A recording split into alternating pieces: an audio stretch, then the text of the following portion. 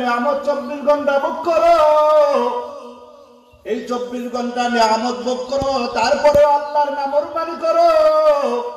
আল্লাহ পাক কয় বান্দা নাফরমানি করার পরেও আমি আল্লাহ কিন্তু তোর অক্সিজেনটা বন্ধ করে দেই নাই।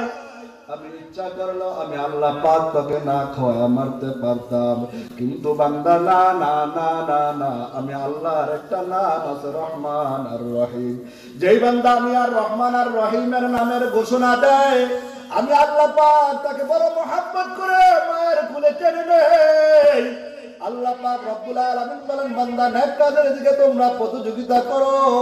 আল্লাহর রাসূল সাল্লাল্লাহু আলাইহি ওয়াসাল্লামের সাহাবায়ে কেরামরা এরকম মায়ার নবী যখন মসজিদে নববী থেকে বের হইতো, মায়ার নবীর থেকে কোনো ভালো কথা বাহির হয় কিনা সাহাবায়ে কেরাম গ্রহণ করার জন্য উট পেতে তারা বসিয়া থাকতো। একেরাম তো তাদের দুনিয়া উদ্দেশ্য ছিল না, তাদের উদ্দেশ্য ছিল জান্নাতে তারা কিভাবে ঘর বানাইবে। এজন্য প্রিয় ভাই আমার, বন্ধুরা আমার, তোমার হাতে ধরে পায়ে ধরে আজকে এই মাহফিল আছে, কালকে এই মাহফিল থাকবে না। আসা যাওয়ার পথে যদি তোমার আমার মৃত্যু হয়ে যায়, এটা হবে তোমার জান্নাতের কারণ। এই জান্নাতের অসংখ্য অগণিত শুকর আল্লাহ পাক আমাদেরকে এখানে কবুল করেছেন। সবাই বলি আলহামদুলিল্লাহ।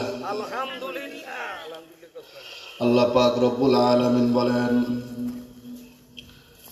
বান্দা যখন আমি আল্লাহ পাকের শুকর আদায় করো বান্দা, আমি আল্লাহ রব্বুল আলামিন বান্দা তোমার উপর খাস রহমত নাজিল করে দেই।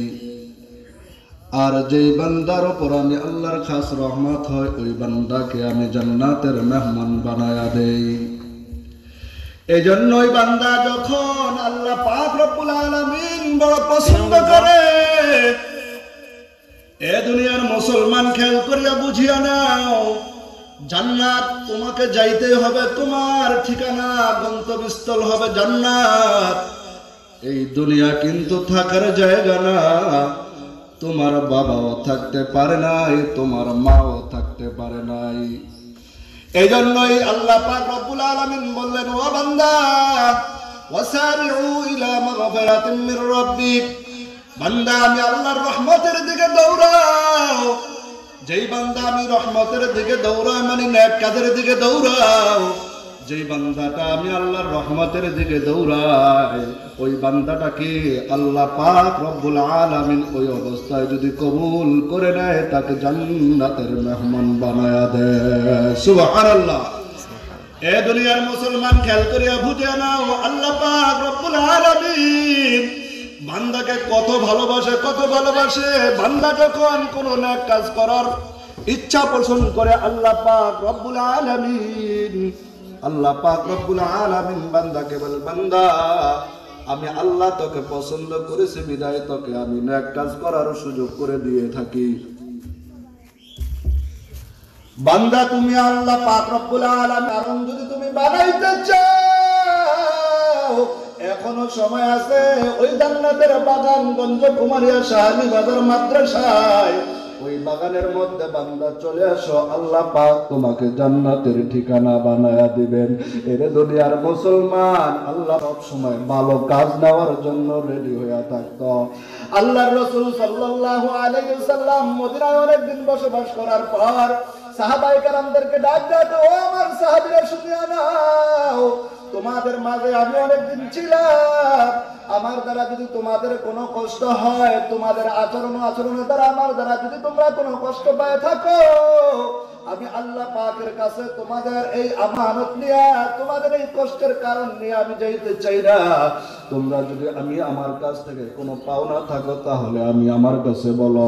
সাহাবায়ে কেরাম নবীকে ডাক দেয়া বলে, নবী আমার, আপনি তো আমাদের উপর কোনো পাওনা রাখেন নাই, সব তো ঠিক আছে, কিন্তু আল্লাহ নবী আমার পয়গম্বরের সাহাবী ডাক দেয়া বলে, ও নবী আপনি আমার কাছ থেকে 3টা দিরহাম নিয়েছিলেন, আপনার কাছে আমি 3টা দিরহাম পাওনা। সাহাবায়ে কেরাম যখন এই কথা আওয়াজ দিল, পয়গম্বর জানায়া দেন, ও নবী আমার। সাহাবী কেরামদেরকে নবী বলতেছে, ও সাহাবী কেমনে তুমি আমার কাছে 3 দিরহাম পাইবা? আল্লাহর রাসূল বলেন, ও সাহাবী আমাকে জানায়া দাও। সাহাবী ডাক দিয়া বলে, নবী আপনার কাছে একটা ভিক্ষুক আসার পরে আপনার পকেটে কোনো টাকা ছিল না, আপনি পয়গম্বর তো আপনি কোনোদিনও ভিক্ষুকদেরকে খালি হাতে ফিরাইয়া দেয় না। ওয়া আম্মাস সাইলা ফালা তানহার, সাইলকে আপনি ফেরত দেন না। আপনি পয়গম্বর আল্লাহর রাসূল আমার কাছ থেকে 3টা দিরহাম নিয়ে ভিক্ষুককে দিয়েছিলেন। আপনার কাছে কোনো টাকা ছিল না গো নবী। কেমন দয়ার নবী আমার, নিজে না পকেটে না থাকলো অন্যের কাছ থেকে নেওয়া হইলো আল্লাহর রাস্তায় গরিবদেরকে দান করে। কিন্তু আমাদের কাছে যখন কোনো সায়েল সোয়াল করে তখন আমরা তাকে নসিহত করি।